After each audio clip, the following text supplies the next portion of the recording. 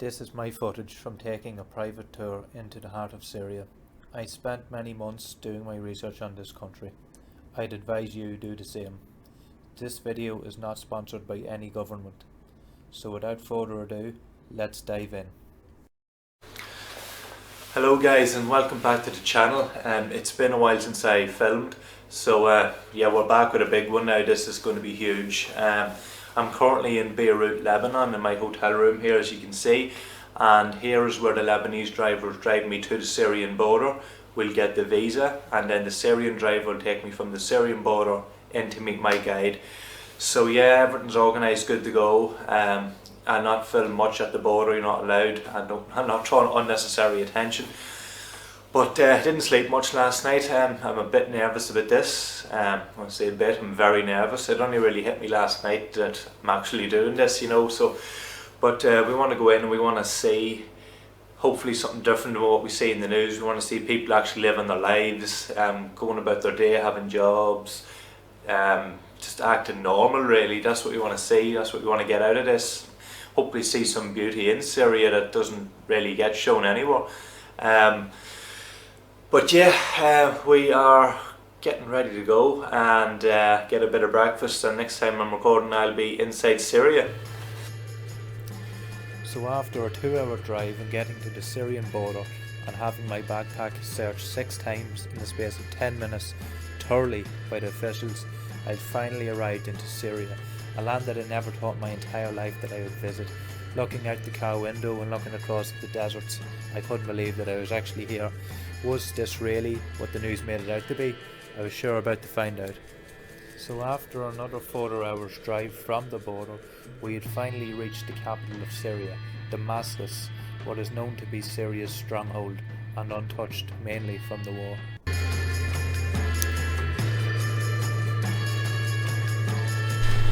Alright guys, so we finally made it into Damascus here. We're in this lovely hotel. I'm here with my guide, Khaldun. And this is my guide here. He's going to be showing me around for a few days around Syria. So first of all, I'll just show you this lovely hotel. Very beautiful. We're just sitting here. Have to wait about 30 minutes for check-in. You can see out here, lovely garden, beautiful outside. And yeah, I just didn't expect that. Very, very beautiful here. Lovely ceiling. So yeah, my first impressions here, it's very busy. Looks quite nice. So yeah, we'll just relax here for a wee minute. Now we'll go for a little city tour and I'll show you a bit more of Damascus. So we're out of the hotel now, we're on the streets. We're down one of the busiest streets in Damascus. So I'll show you a few little shots around here. Plenty of markets, plenty of shops. Some nice food.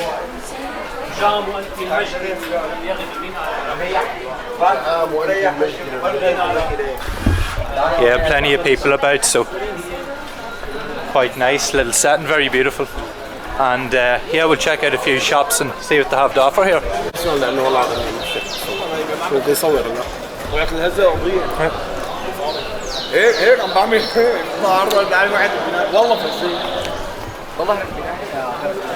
coming spice for meat, for rice, for chicken, for pizza, for spaghetti. It's very nice. Okay. Thank you. Welcome.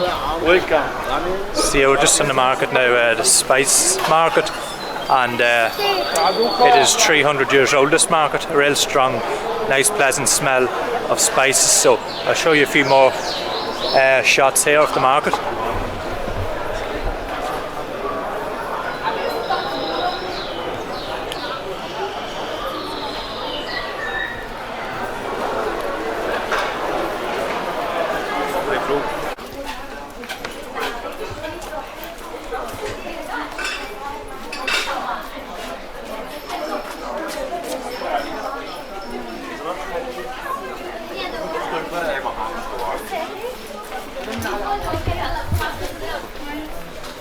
Yes, so my first impression here is everything's quite normal.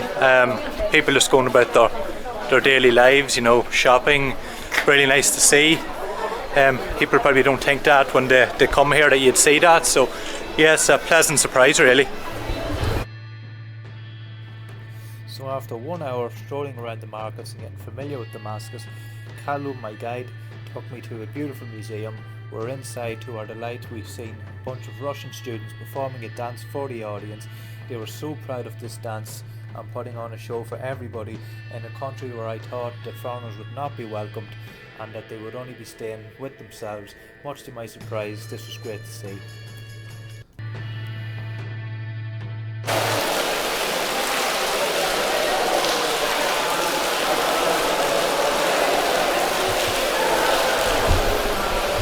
So we are now in a place called, I'll make sure I'm saying it correct again, Asad Bashar Asad Bashar Sarai. It was built in 1749 and yeah, let's see this black and white. It hasn't changed, so a lot of stuff is staying quite similar to 1749, which is very nice. You know, I like to keep stuff preserved, so it's good to keep that there.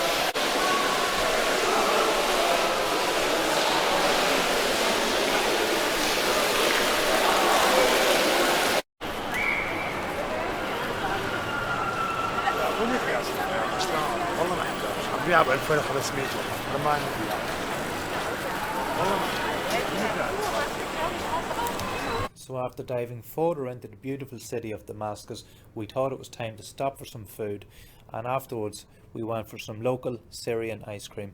So now we're just going to try some local ice cream and give you a little review now. It's very busy in here, it's crazy.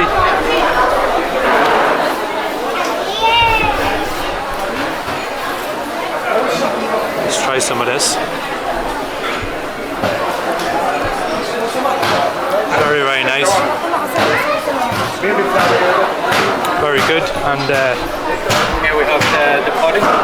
The pudding is good, pudding, yeah. It's very delicious. I'll just show the viewers. Very nice, yeah. Big thumbs up for that. During our ice cream there was a power cut, and I was told some places only have 4 hours of electricity a day.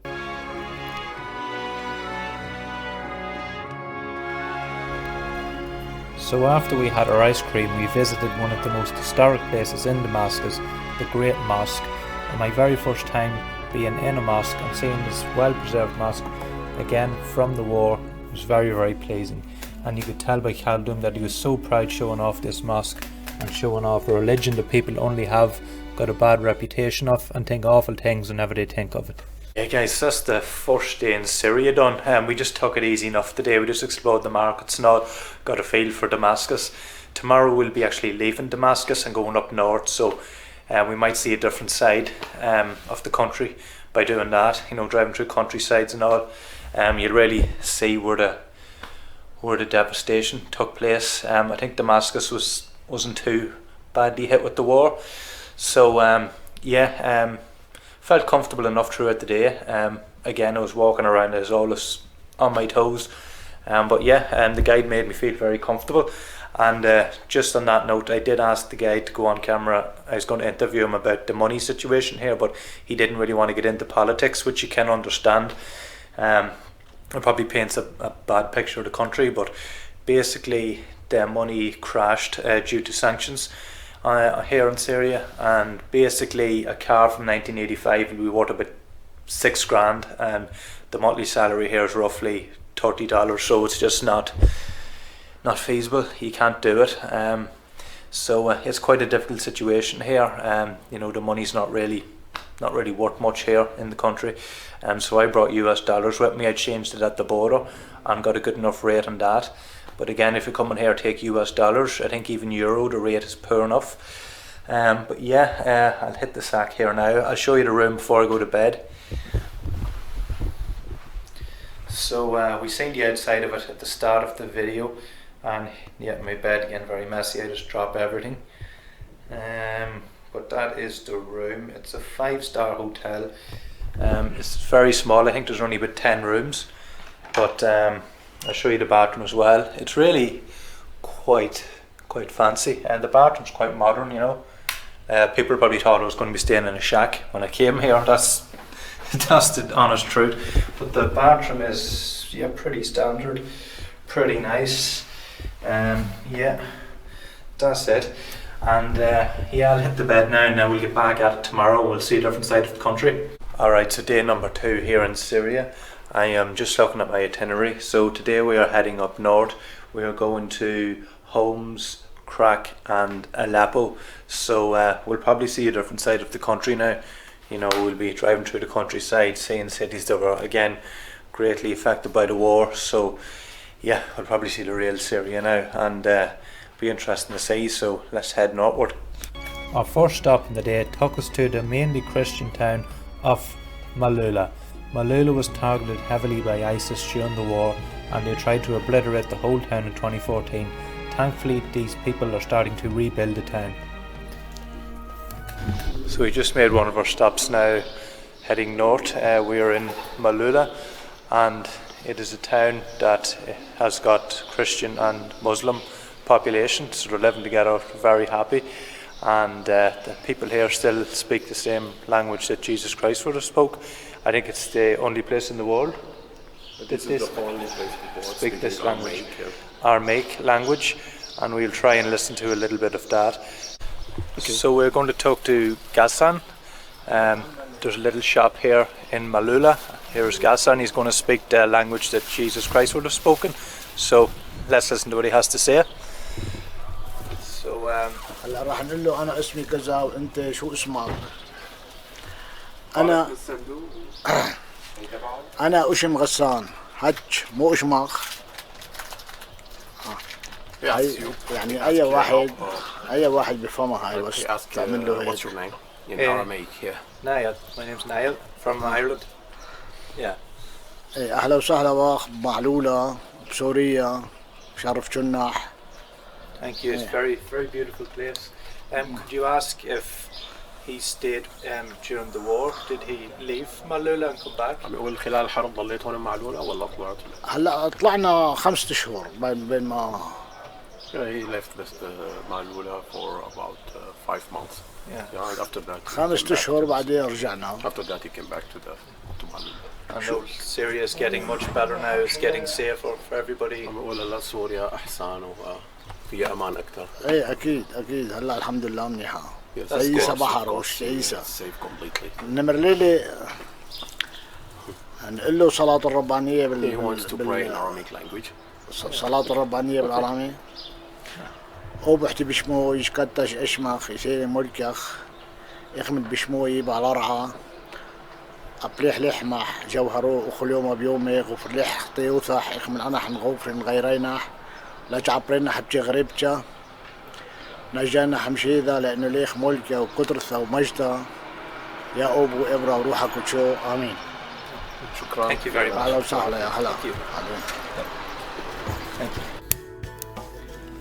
On our way to Homs, we had to stop and buy some fuel in the black market, as due to the heavy sanctions here placed in Syria, there was no fuel at the petrol stations.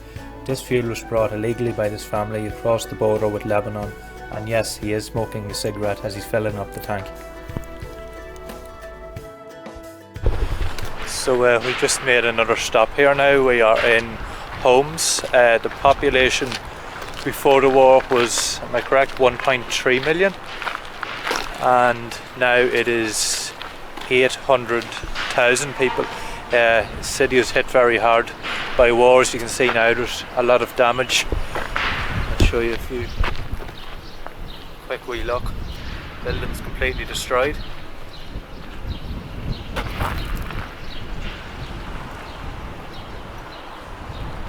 Right behind.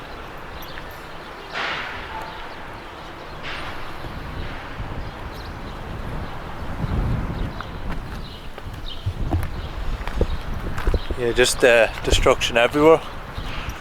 This is the sort of outer part of the city. In between we have this lovely mosque here. It was also targeted during the war, and it was damaged, so now it's getting rebuilt. Safe completely. Yeah. It's a lot, yeah, it's on the right track. It's getting a lot safer now, so which is good.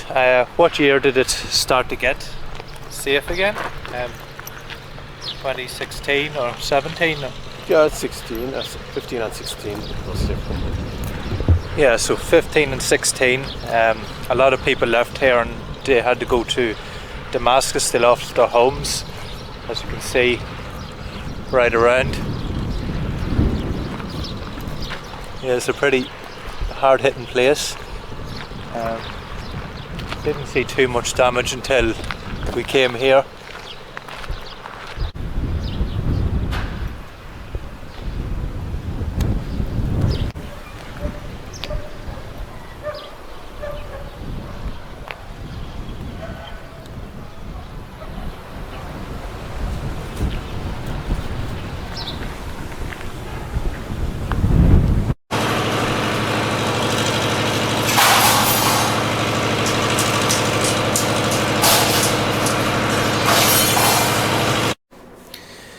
Yeah guys, so this is day 2 now, complete in Syria. Got my eyes open when we went to Homs, seeing all that damage, but the guy did get it very difficult to talk about it, so I didn't want to push too many questions on him. You can understand, literally half a city had to evacuate due to damage, so I wanted to be a bit respectful. Didn't want to say anything that was going to upset him, so that's why I just asked the bare minimum and done voiceovers on a lot of tender subjects here. I'm now in my hotel room. We are in Aleppo. Quite a drive. I think from Damascus around 4 hours up to the very top of the country.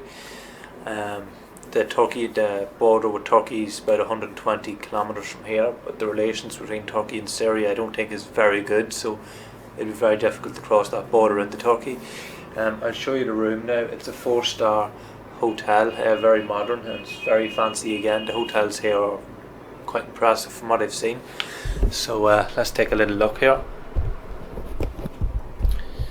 So here's the room. I'll get a better shot overall for you. Here we go. A handy wee place here to do my work, and quite nice. Very good. And yes, this is day 2. You're seeing a lot of different sides of this country now. Day 2 in Syria. So we started off the next day by touring the beautiful city of Aleppo, by coming across some delicious treats on the markets and plenty of smiling faces from the locals.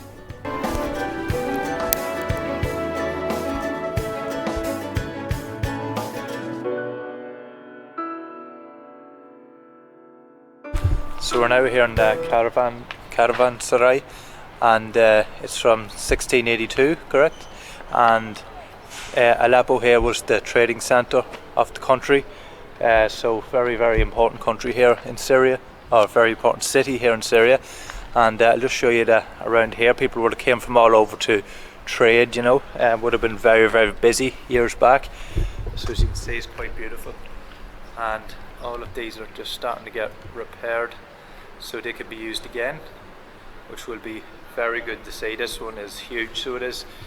As you can see, with the beautiful architecture up here, we'll zoom in and get a little bit of a look. So as you see, we've seen this colour as well in Damascus, so this colour is all over, and yeah, very beautiful. Hopefully these can all get back up fully functioning in the future.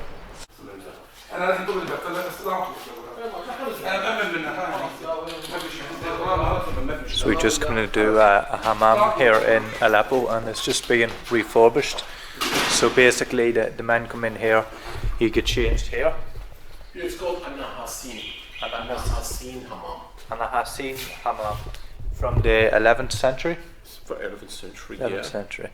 So you come here, you step up here, and you put your clothes in here, you lock it up, you get changed, and then you make your way into, it could be upstairs here, but you make your way into a room, like a steam room. How do you just restored it last year?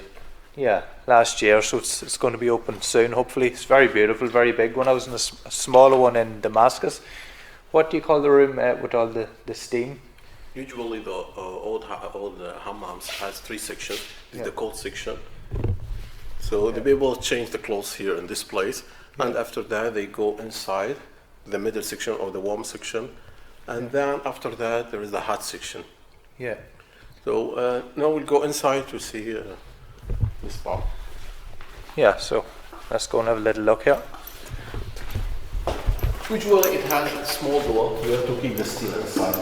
Yeah. Of course, this ceramics new restore.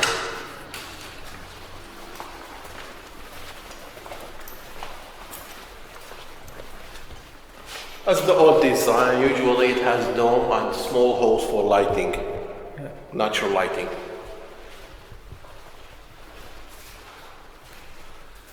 This small walls for privacy. Yeah. Somebody wants to in this place, kind of privacy.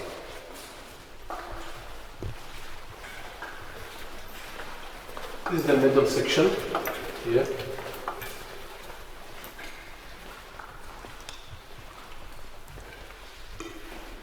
And that lets the natural light. Exactly, this is not light, this holes here. Usually it's covered with glass. Yeah. So we're just going into the swimming pool and sauna room. So here's the sauna.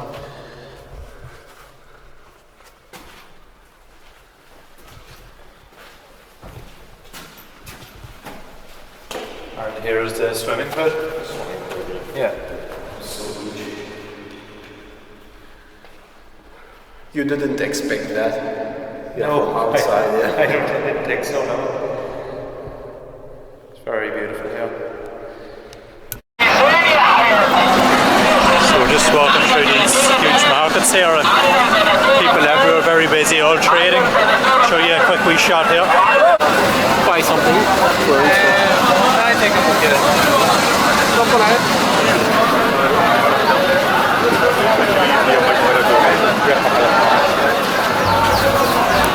Another interesting stop in Aleppo was the train station, where they had a train made in Germany from the 1980s still fully functioning. It was great to see the modern style of building mixed with the old, and this made the guide very happy as he likes to see things in his country preserved. And we finished off our great tour of Aleppo with a lovely dish with a rooftop view of the great city of Aleppo, which was a fantastic way to cap off a brilliant day. Yeah, so just back at the hotel room now. It's 3 p.m. It's getting very warm outside, so we decided to take a little 2-hour break. Very nice to see the train station and all. When I was filming at the markets, I had to be quite quick with the camera because I seen a few people, particularly women, cover their face up. So obviously you're kind of invading their privacy a little bit. You have to. It's delicate enough filming people out here, so I had to be quick. So you can understand it, but good little feel around here in this city. Just talking about safety, I do feel quite safe now at the moment.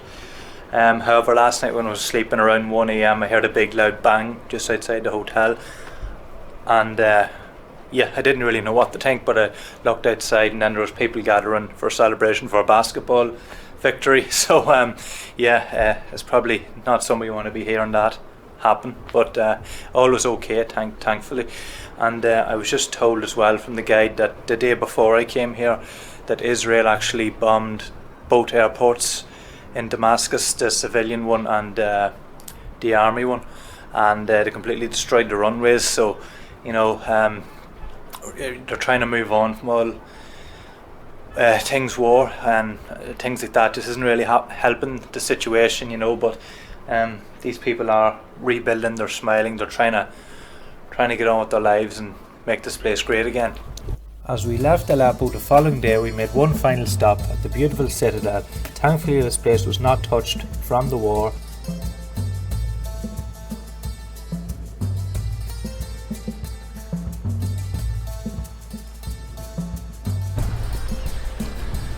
Yes, so beautiful up here. Thankfully this was untouched during the war because it probably would have been destroyed. Yeah, it's untouched. It's a whole city up here, so it is absolutely massive. I didn't think it would be as big from the outside, so they had everything in here. I'm out of breath, sorry, from all the walking. Now we see this beautiful view of the city. Fantastic.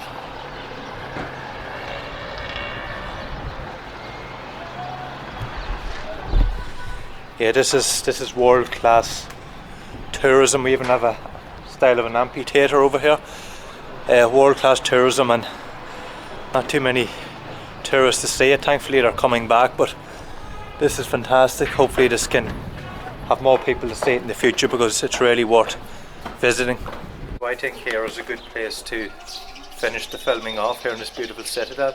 Khaldun now wants to just give a little message to people who don't know too much about the country and only hear bad things. So what would you say to them? Welcome to Syria. Syria is so beautiful country. Syria deserves to visit.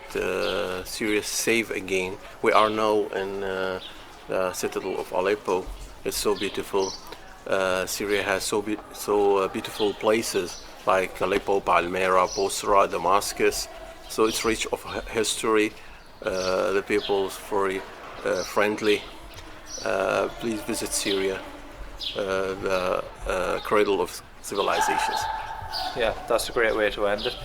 And I suppose that's perfect. I can't put it any better than that. That's exactly, everything's true. I've really enjoyed my time here, and I definitely recommend people to visit here. It's definitely getting a lot better. It's not as bad as we hear on the news.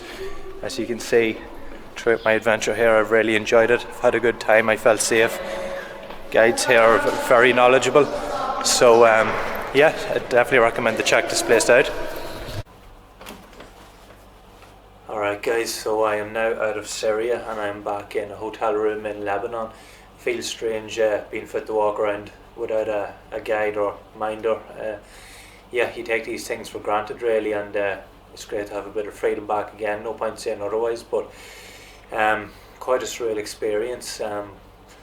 Pleasantly surprised. I was a bit nervous going in. I was waking up in night sweats a few days beforehand, thinking, you know, what am I doing here? Am I really wise? But I'm glad I went. I have a different opinion of the country. I definitely have a soft spot right now. I hope I showed you a different part of it, that the part that doesn't get shown in the news. You know, it's all the dark stuff. I hope I showed you some of the light stuff. And you could tell by Khaldun, the guide, he's so proud of his heritage. He spoke with great passion, and it was great to see. I definitely would recommend visiting here. Again, this video isn't sponsored. There's no government involved here to promote people coming here. But yeah, you always do your own research, you know. Yeah, if anything happens in places like this, if you go, you have to know what might happen. You don't need me to tell you that. Research it yourself, and yeah, I hope I showed you again the better side, and you too have a different opinion of this place. So we'll be taking a few days off now to rest up, because next stop we'll be going to Colombia. And what I thought would be a lovely way to finish off the video, on our way home in the last leg of the trip, we stopped off for some food, and this lovely family decided to play us some music when we were finished eating.